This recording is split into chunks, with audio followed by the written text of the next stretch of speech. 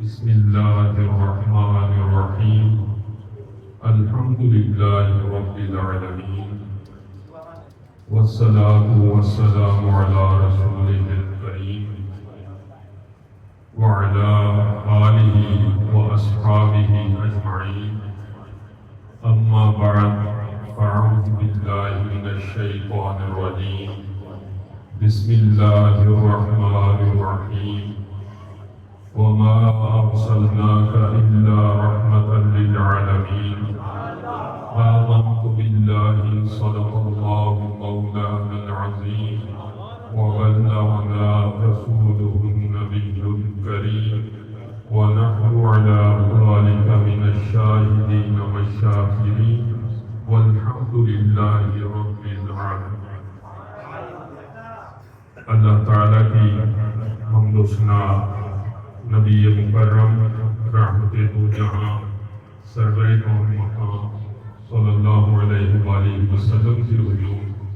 نذرانہ عقیدت پیش کرنے کے بعد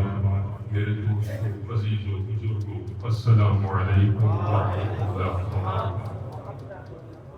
اللہ تعالیٰ کا بے پایہ احسان، اللہ کریم نے ہمیں اشرف المخلوقات پیدا فرمایا، اور اس سے بھی بڑا احسان اللہ کریم نے ہمیں سرکار دو جہاں سرور کون مقام صلی اللہ علیہ وآلہ وسلم کا امتی ہونے کا شرف. جتنی بھی رحمتیں ہیں، جتنی بھی برکتیں ہیں، اس شرف کی بدولت ہے جس کی وجہ سے ہمیں اس جہاں میں بھی عزتیں حاصل ہیں،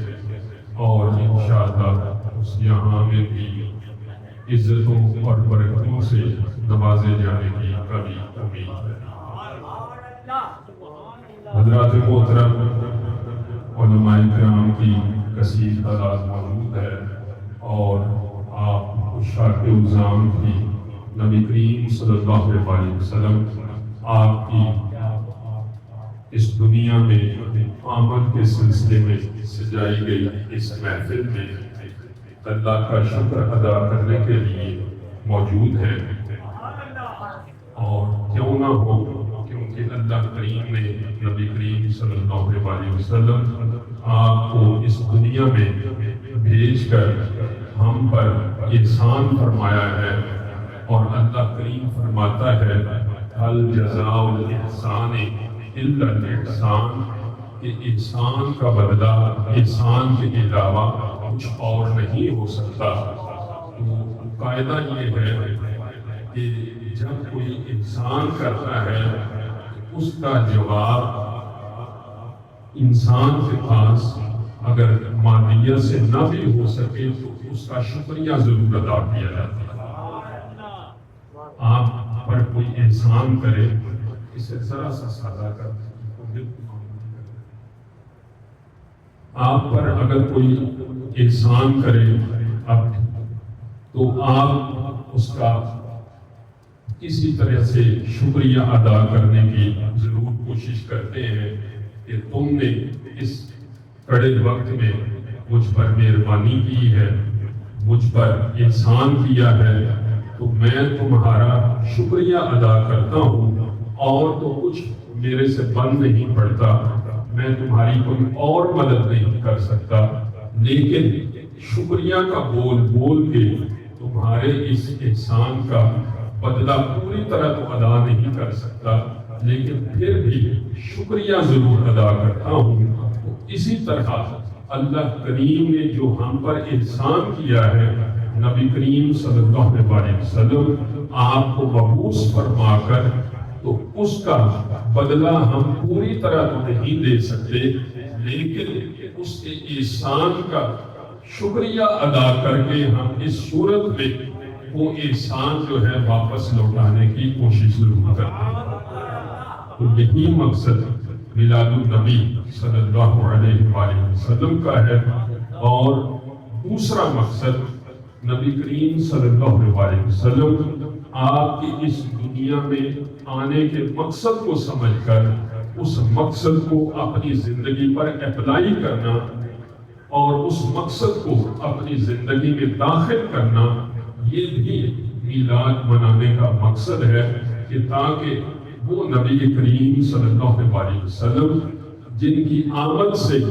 عرب کے خطے میں عرب کے لوگوں پر اتنی مہربانی ہوئی کہ ان کی نظریں، ان کے دل، ان کے جسم پاک ہو کر جب نبی کریم صلی اللہ علیہ وسلم آپ کی محبت میں غوطہ زن ہوئے تو ان پر صرف اللہ کی رحمت کے دروازے نہیں کھلے بلکہ جہاں جہاں وہ جاتے گئے، جہاں جہاں ان کے قدم لگتے گئے، ساری کائنات ان کے قدم کے نیچے زیر نگی ہوتی چلی جہاں جس طرف کسی نے رخ کیا، اگر کسی نے بیت المقدس کی طرف رخ کیا تو بیت المقدس کی چابیاں اس کے حصے میں آئیں، اگر کسی نے یورپ کی طرف رخ کیا تو یورپ کی تاریک راہوں میں اس نے سرکار کی محبت کے چراغ روشن کیے، افریقہ میں نور محمدی کو چمکانے کا صحرا اس کے سر رہا، غرض یہ کہ کل کائنات میں نبی کریم صلی اللہ علیہ وسلم آپ کے غلام آئے اور جہاں جہاں آپ کے غلام گئے وہاں سے معصیت ختم ہوتی چلی گئی، نیکی کی روشنی آتی چلی گئی۔ انسان کا شکر ادا کرنے کے لیے یہ محافل سجاتے ہیں، اس محبت کو اپنے دلوں میں تازہ کرنے کے لیے یہ محافل سجاتے ہیں تاکہ سارا سال ہم دنیا کے جھمیلوں میں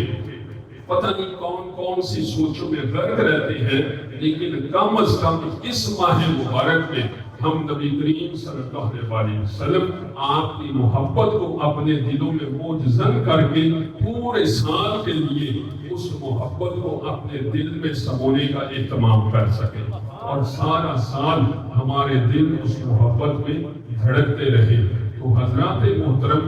نبی کریم صلی اللہ علیہ وسلم آپ کو اس دنیا میں بھیج کر اللہ کریم نے فرمایا وَمَا أَرْسَلْنَاكَ إِلَّا رَحْمَةً لِلْعَالَمِينَ کہ اے محبوب ہم نے آپ کو اس جہاں میں رحمت بنا کر بھیجا ہے۔ اب سوال یہ پیدا ہوتا ہے کہ اللہ کریم نے اس جہاں میں نبی کریم صلی اللہ علیہ وسلم کے لیے رحمت للعالمین کا لقب ہی کیوں چنا؟ اور بہت سی ایسی صفات تھیں جن کے ذریعے اللہ کریم نبی کریم صلی اللہ علیہ وسلم آپ کا تعارف کروا سکتا تھا۔ آپ اگرچہ قرآن میں نبی کریم صلی اللہ علیہ وسلم آپ کے بارے میں فرمایا گیا کہ آپ نبی کریم صلی اللہ علیہ وسلم آپ کو وہ سکھاتے ہیں جو آپ پہلے نہیں جانتے تھے، آپ عالم بھی ہیں، آپ رحیم اور غفور بھی ہیں، لیکن اللہ کریم نے نبی کریم صلی اللہ علیہ وسلم آپ کو فرمایا وَمَا أَرْسَلْنَاكَ إِلَّا رَحْمَةً لِلْعَالَمِينَ کہ اے محبوب ہم نے آپ کو اس جہاں میں اپنی رحمت بنا کر بھیجا ہے۔ تو حضرات محترم، اس کی ایک وجہ یہ نظر آتی ہے کہ اللہ کریم نے نبی کریم صلی اللہ علیہ وسلم آپ کو اپنے تعارف کا ذریعہ بنایا ہے۔ میری بات ذرا غور سے سنیے گا، نبی کریم صلی اللہ علیہ وسلم کی ذات اقدس کو اپنے تعارف کا ذریعہ بنایا ہے۔ کائنات میں جتنے بھی انبیاء تشریف لے کر آئے وہ رب کے تعارف کا ذریعہ بن کے آئے۔ حضرت آدم علیہ السلام آئے، حضرت ابراہیم علیہ السلام آئے، حضرت نوح علیہ السلام آئے، حضرت عیسیٰ علیہ السلام آئے، حضرت موسیٰ علیہ السلام آئے۔ جتنے بھی انبیاء کرام اس دنیا میں تشریف لائے وہ سارے کے سارے رب کا تعارف بن کے آئے، کیونکہ اللہ کریم نے انہیں اس دنیا میں اپنا نائب بنا کر بھیجا۔ تو وہ اللہ کریم کا تعارف بن کے آئے، اور تعارف کروانے والا جب اپنا نائب بھیجتا ہے یا اپنا پیغمبر بھیجتا ہے، اپنا پیغام رساں بھیجتا ہے، تو وہ یہ چاہتا ہے کہ تعارف میرا بہترین طریقے سے ہو، ایسے طریقے سے ہو کہ جو لوگوں کے دلوں میں موجزن ہو جائے، جس سے کائنات کی آسانی سے اس کو پہچاننا شروع کر دیں، جس تعارف کے ذریعے لوگ متاثر بھی ہوں اور لوگ اس تعارف کے ذریعے اس شخصیت کو قبول کرنا بھی شروع کر دیں۔ تعارف کروانے والا کبھی یہ نہیں چاہتا کہ تعارف ایسا ہو کہ جس کے ذریعے لوگ اسے قبول نہ کریں، لوگ اس سے دور بھاگیں، لوگ اس کو رد کر دیں، بلکہ تعارف کروانے والا ہمیشہ یہ چاہتا ہے کہ تعارف ایسا ہو کہ جس کے ذریعے لوگ اسے قبول کرنا شروع کر دیں۔ اس کی مثال میں آسان الفاظ میں ایسے دوں گا کہ آپ آج کل نوجوان جب آپ کہیں پہ بھی اپلائی کرتے ہیں، جاب کے لیے جاتے ہیں، تو ان سے ایک سی وی مانگی جاتی ہے، 1 پیج سی وی مانگی جاتی ہے۔ وہ سی وی کیا ہوتی ہے؟ وہ ان کا تعارف ہوتا ہے، وہ ان کا تعارف کرواتی ہے کہ اپلائی کرنے والا کون ہے، اور اس سی وی کو دیکھ کر یہ پرکھا جاتا ہے کہ کیا یہ شخص جاب کرنے کے قابل ہے یا نہیں ہے، اسے قبول کیا جا سکتا ہے یا نہیں کیا جا سکتا۔ تو ہر شخص اپنی سی وی کو بہترین سے بہتر بنانے کی کوشش کرتا ہے، اسے پوری طریقے سے تندہی سے اس نے سجاتا ہے، اس میں بہترین تصویر لگاتا ہے، بہترین طریقے سے رائٹنگ کرتا ہے، فونٹ بہترین لگاتا ہے، اس کے اندر سارا ایکسپیرینس لکھتا ہے تاکہ کوئی بھی چیز جو ہے اس میں سے رہ نہ جائے جو اس کا تعارف نہ بن سکتی ہو، پوری طرح تعارف کرواتا ہے، کیونکہ اس تعارف کے ذریعے یا اسے قبول کیا جانا ہے یا اسے رد کیا جانا ہے۔ اور حضرات محترم، اللہ کریم نے انسان کو جب بنایا تو اس کے اندر ایک صرف ایسی رکھی کہ جس کے ذریعے یہ چیزوں کو یا قبول کرتا ہے یا چیزوں کو رد کرتا ہے، اور وہ صرف کیا ہے؟ وہ اس کی حصے جمال ہے کہ ہر انسان خوبصورت چیز کو پسند کرتا ہے، غریب سے غریب انسان ہو اس کے اندر حصے جمال موجود ہے، وہ خوبصورت کھانا کھانا چاہتا، لذیذ کھانا کھانا چاہتا ہے، خوبصورت جگہ میں رہنا چاہتا ہے، وہ اپنے بچوں کو خوبصورت دیکھنا چاہتا ہے۔ ماں غریب سے غریب تر ہو، وہ بچے کو خوبصورت لباس پہناتی ہے، وہ بچے کو تیل لگا کر اس کے چہرے کو چمکاتی ہے، اس کے بال سنوارتی ہے، اس کو خوبصورت لباس پہناتی ہے تاکہ یہ بچہ لوگوں کی نظروں میں خوبصورت نظر آئے، تاکہ جہاں بھی جائے لوگ اسے رد نہ کریں، لوگ اسے قبول کرتے جائیں۔ تو یہ حصے جمال یعنی خوبصورتی کو پہچاننے کا ذوق اللہ کریم نے صرف انسان کو ودیت کیا ہے، کسی اور مخلوق کو اللہ کریم نے یہ ذوق ودیت نہیں کیا۔ اور کیوں کیا ہے؟ اس کی وجہ یہ ہے کہ تاکہ اللہ کریم جب بھی اپنے جمال کے ذریعے اس کائنات میں اپنا تعارف بھیجے تو یہ انسان اسے فوراً پہچان کر اسے قبول کرنا شروع کر دے۔ تو اسی طرح جب اللہ کریم نے اس کائنات میں اپنا آخری پیغمبر بھیجا، نبی کریم صلی اللہ علیہ وسلم آپ کو بھیجا، تو اللہ کریم نے کوئی اور شخص کو نہیں دیکھا جس کے ذریعے اللہ کریم اپنا تعارف کروا سکے۔ اللہ کریم ہادی بھی ہے، اللہ کریم مدھر بھی ہے، اللہ کریم احسن بھی ہے، اللہ کریم ساری صفات کا حامد ہے، اور اس کے اسماء الحسنہ ہے، ایک ایک نام خوبصورت ہے، جلال بھی تجلی اس میں ہے، اس کے اندر ہادی کی صفت بھی ہے، یہ ساری صفات موجود ہیں۔ لیکن اللہ کریم نے چاہا کہ میں اس دنیا میں اپنا تعارف کرواؤں، تو اللہ کریم نے اپنی صفت جمال کو دیکھا، اپنی صفت جمال کو دیکھ کر اللہ کریم نے نبی کریم صلی اللہ علیہ وسلم آپ کو اپنے تعارف کا ذریعہ بنایا کہ اللہ کریم کی صفت جمال اگر اس کا ظہور ہونا تھا تو اللہ کریم نے فرمایا اے محبوب وما ارسلناک الا رحمۃ للعالمین، ہم کسی اور تجلی کے ذریعے، کسی اور تعارف کے ذریعے اپنے آپ کو اس دنیا میں منوانا نہیں چاہتے، ہم صرف ایک تجلی کے ذریعے، صرف ایک صفت کے ذریعے انسانوں سے اپنا آپ قبول کروانا چاہتے ہیں، اور وہ صفت جمال ہے۔ اور وہ صفت جمال کا ظہور کیسے ہوگا؟ وہ آپ کی صورت میں ہوگا، اس لیے اللہ کریم نے فرمایا محبوب آپ کو بھیج تو رہا ہوں لیکن بھیج کیسے رہا ہوں کہ آپ کو تمام عالمین کے لیے رحمت بنا کر بھیج رہا ہوں، آپ کو تمام عالمین کے لیے رحمت بنا کر بھیج رہا ہوں تاکہ جو بھی دیکھتا جائے اس صفت جمال کی وجہ سے مجھے رد نہ کر پائے، جس کے دل میں بھی، جس کے سینے میں بھی، جس کے ذہن میں بھی یہ حصے جمال ظاہر ہے، یہ حصے جمال اجاگر ہے، یہ خوبصورتی کو محسوس کرنے کا ذوق موجود ہے، وہ جب بھی آپ کو دیکھے گا آپ کا کلمہ پڑھنا شروع کر دے گا۔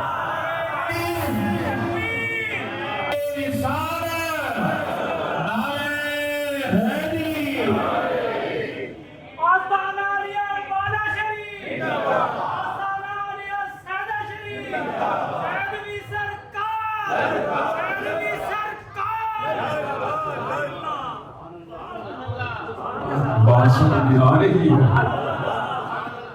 کائنات میں اللہ کریم نے انسان کو خوبصورتی محسوس کرنے کا ذوق دے کر بھیجا، اور اس ذوق کی تصدیق، اس ذوق کی بنیاد پر ہر انسان کسی چیز کو یا تو رد کرتا ہے یا قبول کرتا ہے۔ تو اگر جلال کے ذریعے اللہ کریم اپنا تعارف کرواتا تو ہو سکتا ہے لوگ خوف کے ذریعے اللہ کریم کے سامنے سجدہ ریز ہو جاتے، لیکن دل میں رب کا خوف بیٹھ جاتا، رب کی محبت نہ بیٹھتی۔ محبت تبھی بیٹھتی جب صفت جمال کے ذریعے اللہ کریم اپنا تعارف کرواتا، اور اس کا ذریعہ اللہ کریم نے نبی کریم صلی اللہ علیہ وسلم آپ کی ذات اقدس کو بنایا، اور اس لیے اللہ کریم نے فرمایا وَمَا أَرْسَلْنَاكَ إِلَّا رَحْمَةً لِلْعَالَمِينَ، اے سونیا اس کائنات میں ہم نے جمال کے ذریعے انسانوں کو اپنے آپ کو قبول کروانے کا شرف بخشا ہے، اور اس جمال کی ایک ہی صورت نظر آتی ہے کہ جو تیرے چہرے کو دیکھتا جائے گا وہ اللہ کے جمال سے متاثر ہوتا چلے گا۔ آ رہی ہے، اسی لیے حضرت پیر مہر علی شاہ صاحب رحمت اللہ علیہ آپ نے فرمایا یہ صورت ہے بے صورت تھی، یہ صورت ہے بے صورت تھی، اور بے صورت ظاہر صورت تھی، بے رنگ دس سے اس صورت تھی، بے رنگ دس سے اس صورت تھی، اور بچ بادل وقت نظام تے روزے حشر بچ قبر تے ان تھی جد ہوسی گزر تے سب کھوڑیاں تھی سن تل کھریاں۔ سبحان اللہ ما اجملنا ما اکملنا ما احسننا، کتنے پہلے علی کتنے تیری سنا مستاق اکھیاں کتنے جا رہے ہیں۔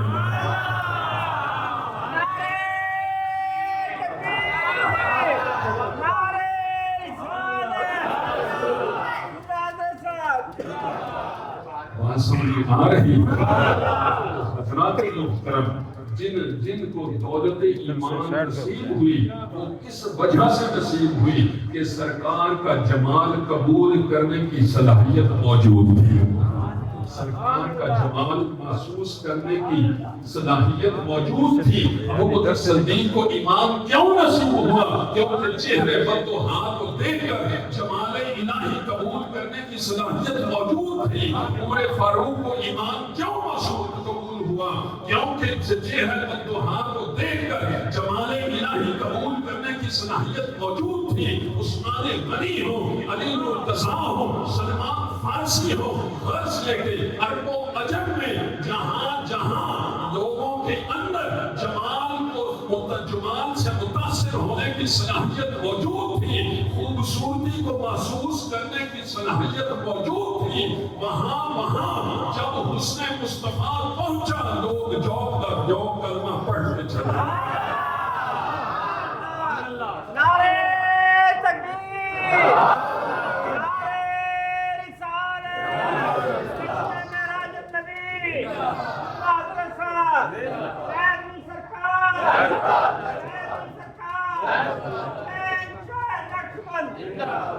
حضرات محترم، ذرا سرکار سے پہلے کہ ادیان پہ ذرا غور کیجئے نا، تو وہاں پہ ہمیشہ خدا کو مانا گیا ہے خوف کے ذریعے، خدا کو خوف کے ذریعے مانا گیا ہے۔ آپ مجوسیوں کو دیکھ لیجئے، یہ ایران کے جو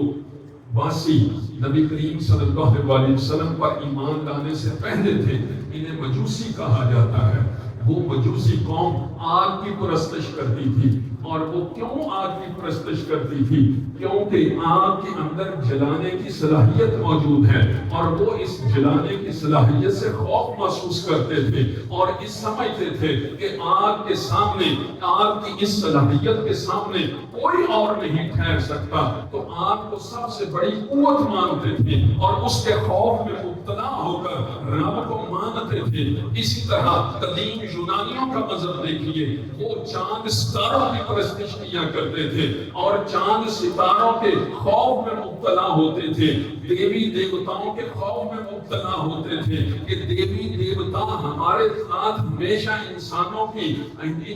کے خلاف کام کرتے رہے ہیں۔ کبھی مصائب کے ذریعے وہ دیوی دیوتا انسانوں کو تکلیف میں مبتلا کرتے، تو انسان جو ہے خوف میں آ کر دیوی دیوتاؤں کے چڑھاوے چڑھاتا، اور یوں خدا اور یوں اپنے خداؤں کو مانتا۔ اسی طرح جب حضرت ابراہیم خلیل اللہ آپ نے لوگوں کو چاند ستاروں کی پرستش کرتے ہوئے دیکھا، جب انہوں نے بتوں کی پوجا کرتے ہوئے دیکھا، تو دیکھا کہ یہ بے جان بتوں کی پوجا کر رہے ہیں۔ اور اسی طرح جب مشرکین مکہ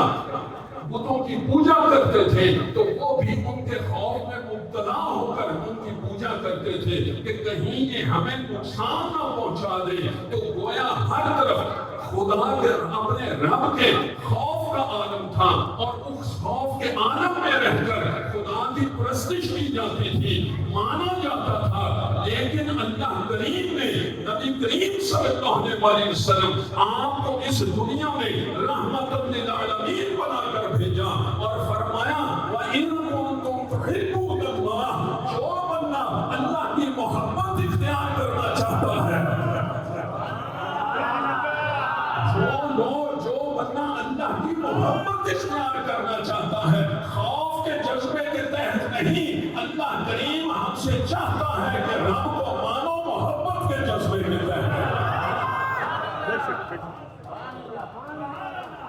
ساری قومیں رب کو خوف کے جذبے کے تحت مانتی رہی کہ ان کا رب جو ہے انسانوں کو نقصان پہنچا دے گا، انسانوں کو تہس نہس کر دے گا۔ لیکن اللہ کریم فرماتا ہے اے سونے محبوب کے ماننے والوں، تم پر میری شفقت اتنی زیادہ ہے کہ تم نے مجھے ماننا ہے تو محبت کے جذبے کے تحت ماننا ہے۔ سمجھ میں آ رہی ہے؟ تو ہمارا ماننا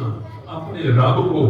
یہ خوف کے جذبے کے تحت نہیں، اسی لیے اللہ کریم فرماتا ہے الا ان اولیاء اللہ لا خوف علیہم ولا هم یحزنون، کہ اللہ کے بندے جب مجھے اپنی محبت کا محور مرکز بنا دیتے ہیں، میں ان کے خوف بھی ختم کر دیتا ہوں، حزن بھی ختم کر دیتا ہوں۔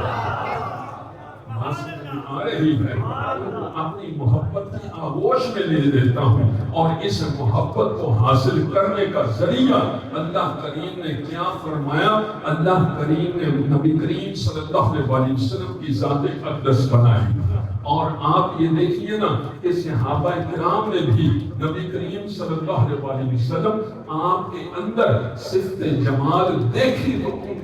نبی کریم صلی اللہ علیہ وسلم کو قبول کیا۔ کہ حضرت حسان کیا فرماتے ہیں کہ حضرت اجمل منک لم تر قط عینی، کہ اے محبوب آپ سے خوبصورت میری آنکھ نے کوئی دیکھا ہی نہیں، آپ سے خوبصورت میری آنکھ نے کوئی دیکھا ہی نہیں۔ اب یہ اجمل جو ہے نا، یہ اس میں تفضیل ہے،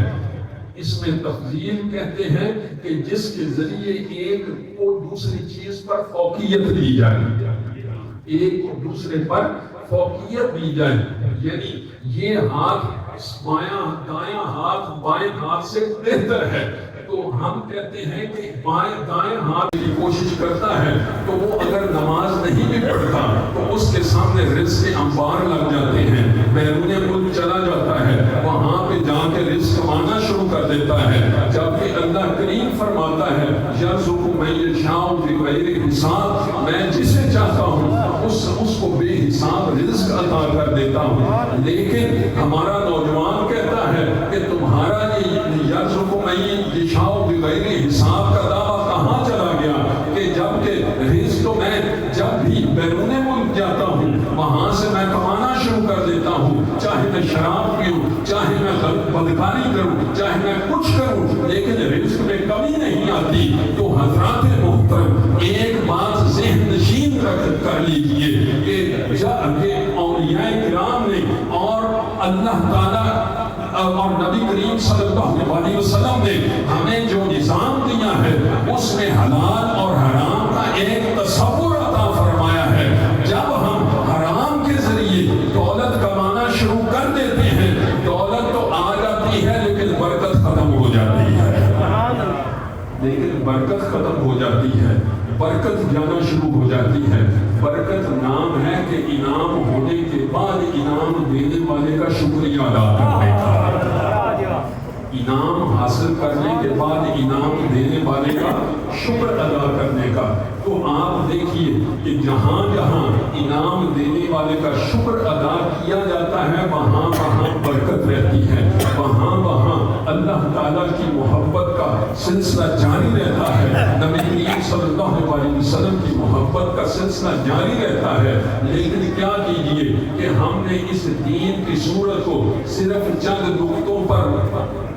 نقطوں میں قید کر دیا ہے، اور وہ نقطے کیا ہیں؟ بس چند منٹ میں اپنی بات مکمل کر کے جو بات میں سمجھانا چاہتا ہوں وہ بات سمجھا کے میں آپ سے رخصت چاہوں گا۔ اور وہ ہم نے دین کو چند نقطوں میں جمع کر دیا ہے، چند نقطوں میں قید کر دیا ہے۔ آپ اپنی محافل کا انداز دیکھیے کہ اس میں اگر دین سکھانے کی بات ہونا تو ہم بور ہونا شروع ہو جاتے ہیں، دین سکھانے کی بات کی جائے تو ہم بور ہونا شروع کر دیتے ہیں، ہم بوریت محسوس کرنا شروع کر دیتے ہیں۔ جبکہ شعر و شاعری چاہے ساری رات جاری رہے تو ہم بیٹھے وہاں پہ شعر و شاعری سنتے رہتے ہیں۔ حضرات محترم ہم نے سارے دین کی پریکٹسز کو صرف ترنم کی نظر کر دیا ہے کہ ہم یہ سمجھتے ہیں کہ ہم نے ترنم سن لیا تو دین کا حق ادا ہو گیا، ہمارے دلوں میں سرکار کی محبت بھی آ گئی، اللہ کی محبت بھی آ گئی۔ نا اگر صرف دین ترنم کا نام ہوتا تو نبی کریم صلی اللہ علیہ وسلم معاذ اللہ کریم انہیں ترنم دے کر بھیجتا، اللہ کریم انہیں شاعر بنا کر بھیجتا، لیکن اللہ کریم نے نہ نبی کریم صلی اللہ علیہ وسلم کو ترنم دے کر بھیجا ہے، نہ اللہ کریم نے نبی کریم صلی اللہ علیہ وسلم آپ کو شاعر بنا کر بھیجا ہے۔ نبی کریم صلی اللہ علیہ وسلم آپ فرماتے ہیں اللہ کریم نے مجھے معلم بنا کر بھیجا ہے، اور میرا اور آپ صلی اللہ علیہ وسلم ہمیشہ اس بات پر فخر کیا کرتے تھے کہ آپ کے حصے میں لوگوں کے معلم بننے کی صفت آئی ہے اور آپ لوگوں کو تعلیم دینے والے ہیں۔ تو اس لیے حضرات محترم ذرا ہم اپنی حالت زار پر غور کیجئے کہ اپنی حالت زار پر اگر آپ غور کیجئے تو ہم نے دین کو ان چند نقطوں میں قید کر دیا ہے کہ ہم سمجھتے ہیں کہ ترنم سارے کا سارا دین ہے، ہمارے اسٹیجوں پر ہماری محفلوں پر ہر وقت ترنم ہی ترنم ہے، دین سیکھنے کا عمل نہیں۔ لیکن اللہ کریم نے نبی کریم صلی اللہ علیہ وسلم کو دین دے کر بھیجا ہے۔ والذی ارسل رسولہ بالہدی ودین الحق، اللہ کریم نے نبی کریم صلی اللہ علیہ وسلم کو کیا دے کر بھیجا ہے؟ دین دے کر بھیجا ہے۔ دین کی جہاں پہ بات آتی ہے ہم بھاگنا شروع کر دیتے ہیں، حالانکہ سب سے بڑے نبی کریم صلی اللہ علیہ وسلم کے محبی ہم بنتے ہیں، نبی کریم صلی اللہ علیہ وسلم کے محبت کا دعویٰ بھی ہم کرتے ہیں۔ توجہ میری طرف رکھیے گا، بچہ اپنا کام کرتا رہے گا، بچے کی بات اہمیت نہیں، تو جہاں جب بھی دین کی بات آتی ہے ہم وہاں سے بھاگنا شروع کر دیتے ہیں. ہم نے دین دوسروں کے حصے میں ڈال دیا اور کہا کہ بس سرکار کی محفل میں نعت سن لی تو بس ہمارا دین کا حق پورا ہو گیا. نا اللہ کریم نے نبی کریم صلی اللہ علیہ وسلم آپ کو فرمایا سونے آپ کو دین اس لیے دے کر بھیجا ہے تاکہ اس کی حقانیت دوسرے سارے دینوں پر ثابت کر دے. یہ جو دین آپ کو دیا ہے نا یہ سچا دین ہے. لیکن جب ہم اپنی حالت میں دیکھتے ہیں تو جن دینی رسومات میں ہم نے اپنے آپ کو مبتلا کیا ہے تو ایک سوال آپ سے کرتا ہوں کہ کیا وہ ہمیں تنہائی کے گناہ سے بچا رہی ہے؟ تنہائی کے گناہ سے بچا رہی ہے. ہمارا نوجوان اگر محفل میں بیٹھا ہے تو گناہ سے باز رہے گا, لوگوں کے درمیان گناہ سے باز رہے گا, لیکن تنہائی میں جا کر وہ سارے گناہ کرے گا جو کہ پچھلی ساری امتوں کے مجموعی گناہ ہیں. تو کیا یہ دینی پریکٹسز جو ہم سمجھتے ہیں, یہ دین کے نام پہ ہم نے جو پریکٹسز کی ہیں, کیا یہ ہمیں تنہائی کے گناہ سے بچا رہی ہے؟ ارے بابا دین تو وہ ہے جو ظاہر میں بھی بتاتا ہے کہ رب موجود ہے اور جب تو تنہا ہوتا ہے اس وقت بھی بتاتا ہے رب موجود ہے. تنہائی کے گناہوں سے بچاتا ہے. تو ہم اپنی تنہائی کو پاک کرنے کے کون سے انتظامات کر رہے ہیں؟ اور حضرات محترم, ایک مفکر نے کہا تھا کہ ہر مذہب کے اندر ایک راس الحسنات ہوتی ہے. راس الحسنات کہتے ہیں سب سے بڑی نیکی. ذوق ہے سننے کا؟ مشکل بات کرتے ہیں, آپ نعرے لگاتے رہے ہیں, سب کچھ کرتے رہے ہیں, کیونکہ ہمارا دل بس جذباتی باتیں سن کے اور نعرے لگانے میں کرتا رہتا ہے. لیکن جب کام کی بات آتی ہے تو ہم کہتے ہیں پیر جی تسی نماز پڑھی رکھو, اسی بس تواڈے رکھواندے رہیے تے ساڈا کام بڑھدا رہتا. ہم نے پیروں کو کہہ دیا اور پیروں نے بھی مریدوں کو بس سمجھ لیا کہ یہ ہمارے نذرانے چلاتے رہے, ہمارا لنگر پانی چلتا رہے تو ہمارا کام بنتا رہے گا. حضرات محترم, یہ پیری مریدی جو ہے یہ تربیت کا نظام تھا. تربیت کا نظام تھا. یہاں پہ تربیت کی جاتی تھی ان خطوط پر جو خطوط نبی کریم صلی اللہ علیہ وسلم آپ لے کر تشریف لائے تھے. آپ دیکھیے نا کہ حضرت مجدد الفسانی رحمۃ اللہ علیہ, آپ کو مجدد کیوں کہا جاتا ہے؟ حضرت احمد رضا خان بریلوی رحمۃ اللہ علیہ, آپ کا ڈنکا کیوں بجتا ہے؟ کیونکہ انہوں نے شریعت محمدی کی خاطر جدوجہد کی ہے اور لوگوں کو تربیت دی ہے. یہ نظام تربیت تھا کہ جس نظام کے تحت لوگ یہاں پہ آ کر وہ تربیت حاصل کرتے تھے, جس تربیت کے ذریعے دل محبت الہی میں بھی غرق ہوتے تھے اور محبت مصطفیٰ کا بھی محروم برکت کرتے تھے.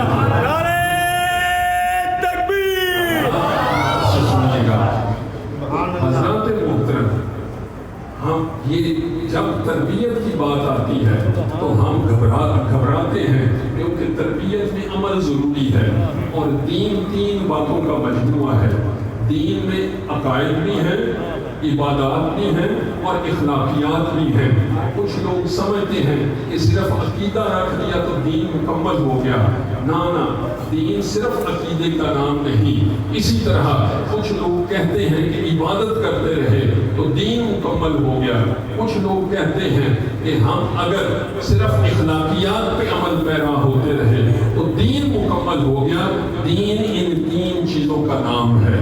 اور یہ میلاد النبی صلی اللہ علیہ وسلم کا دن اس عہد کا تقاضا کرتا ہے کہ ہم نبی کریم صلی اللہ علیہ وسلم کی ذات سے وہ عہد کریں کہ یا رسول اللہ صلی اللہ علیہ وسلم آئندہ زندگی میں ہم دین پر اس طرح عمل کریں گے جس جذبے کے تحت صحابہ کرام نے دین پر عمل کیا تھا. سمجھ میں آ رہی ہے؟ محافل منانے کا کی برکات بھی تبھی ملتی ہیں جب ہم دین پر عمل کرتے ہیں. آپ کہتے ہیں یہ محفل میلاد بھی منائی تے پتر بھی نہ ہویا. محفل میلاد بھی منائی تو ساڈا ایک کام بھی نہ ہویا. تو حضرات محترم محفل میلاد کی برکات اپنی جگہ ہے، لیکن اس کے ساتھ جو اللہ کریم نے فرائض ہمارے ذمہ لگائے ہیں جب تک وہ پورے نہیں کریں گے یہ برکات ہم سے نہیں سمیٹی جائیں گی. اس کی برکات ملتی ہیں لیکن جیسے ہی آپ نماز قضا کرتے ہیں یہ برکات اٹھا دی جاتی ہے. جب انسان دنیا داری میں غافل ہو جاتا ہے تو یہ برکات اٹھا لی جاتی ہے. تو حضرات محترم یہ برکات اسی وقت موجود رہتی ہے جب اللہ کی طرف سے پکار آئے، اللہ کا بندہ پکارے اللہ اکبر تو آپ لبیک کرتے ہوئے مسجد کی طرف روانہ ہوں تو اس وقت یہ برکات جو ہیں وہ قائم رہتی ہیں. ورنہ برکات اس وقت ملتی ہیں جس وقت محفل میں موجود ہوتے ہیں، لیکن جیسے ہی آپ نماز قضا کرتے ہیں، آپ اپنے واجبات ادا نہیں کرتے تو یہ برکات آپ سے سمیٹ لی جاتی ہے. اسی لیے آپ کہتے ہیں کہ یہ میلاد میں منایا تھا پتر نوکری بھی نہ لگ گئی.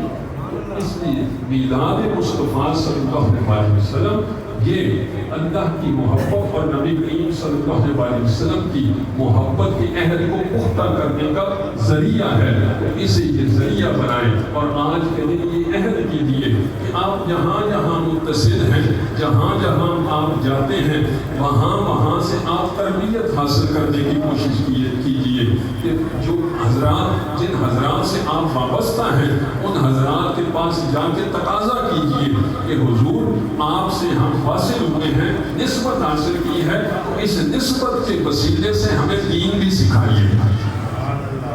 ہمیں دین سکھانے کا بھی اہتمام کیجیے. ہمیں یہ بھی بتائیے کہ پاکی کیا ہے، پلیتی کیا ہے، ہمیں پاک ہونے کا ذریعہ بتائیے. اور پھر جب انسان کا دل پاک ہو جاتا ہے، بدن پاک ہو جاتا ہے، نبی کریم صلی اللہ علیہ وسلم آپ نے فرمایا جو بندہ باوضو رہتا ہے اللہ کریم اس پر اپنے رزق کے دروازے کھول دیتا ہے. جو بندہ باوضو رہتا ہے اللہ کریم اس پر وضو اپنے رزق کے دروازے کھول دیتا ہے. اور یہی میری علماء کرام سے بھی یہ التجا ہوگی کہ جو آپ کے سامنے مقتدی آئیں ان میں شوق دین پیدا کیجیے تاکہ وہ دین کا شوق لے کر اٹھیں. اور جب تک ہمارے دل میں دین کا شوق پیدا نہیں ہوتا تو ہم اسی طرح کے مسائل میں جو تاریخی مسائل ہیں ان میں الجھے رہیں گے کہ فلاں وقت میں فلاں صحابی نے فلاں کے مطابق کیا کہا اور تمہارا ایمان کیا ہے. ارے بابا ہم سے یہ سوال نہیں ہونا، ہم سے اپنے اعمال کے بارے میں سوال ہونا ہے. اور اسی لیے اولیاء کرام انسان کو حال میں رہنے کا سبق دیتے ہیں. یہ ایک لمبا موضوع ہے، پھر کبھی ملاقات ہوئی تو اس کے ذریعے آپ کے سامنے گفتگو ہوگی، اس پر آپ کے سامنے گفتگو ہوگی. لیکن آج کے دن آپ عہد کیجئے کہ ہم دین سیکھیں گے اور دین کی طرف لوٹیں گے، کیونکہ حضرات محترم ہر بندہ اپنے مستقبل کے لیے بڑا پریشان ہوتا ہے، ہر بندہ اپنے مستقبل کے لیے بڑی تکلیفیں اٹھاتا ہے کہ اس کا مستقبل بہتر ہو جائے. آپ اپنے بچوں کے رزق کے لیے پریشان ہوتے ہیں، انہیں اسکول بھیجتے ہیں، فیسیں دیتے ہیں، ٹیوشنیں پڑھواتے ہیں. میں نے دیکھا ہے لوگ غربت میں ہوتے ہیں اپنا سب کچھ بھیج کر بچے کو اسکول بھیجتے ہیں، یہ سارے اہتمام کرتے ہیں لیکن دین سکھانے کا اہتمام نہیں کرتے.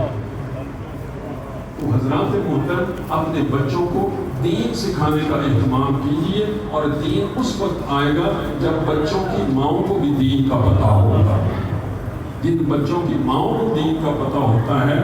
ان بچوں کے وہ بچے بھی دیندار ہوتے ہیں اور ان کے ذریعے ان کے دلوں میں بھی دین کی روشنی آتی ہے. تو اس لیے حضرات محترم دیندار بننے کی کوشش کیجیے، نیکی کی طرف آنے کی کوشش کیجیے، تب میلاد کا پورا حق ادا ہوتا ہے. تو اللہ کریم سے التجا ہے کہ نبی کریم صلی اللہ علیہ وسلم آپ کے وسیلے سے آپ کو جو رحمت للعالمین بنا کر اس دنیا میں بھیجا گیا، آپ کی رحمت سے ہمیں بھی کچھ حصہ عطا ہو. یا رسول اللہ انظر حالنا، یا حبیب اللہ اسمع قالنا، اننا فی بحر ہم مغرقون خذ یدی سہلنا اشقالنا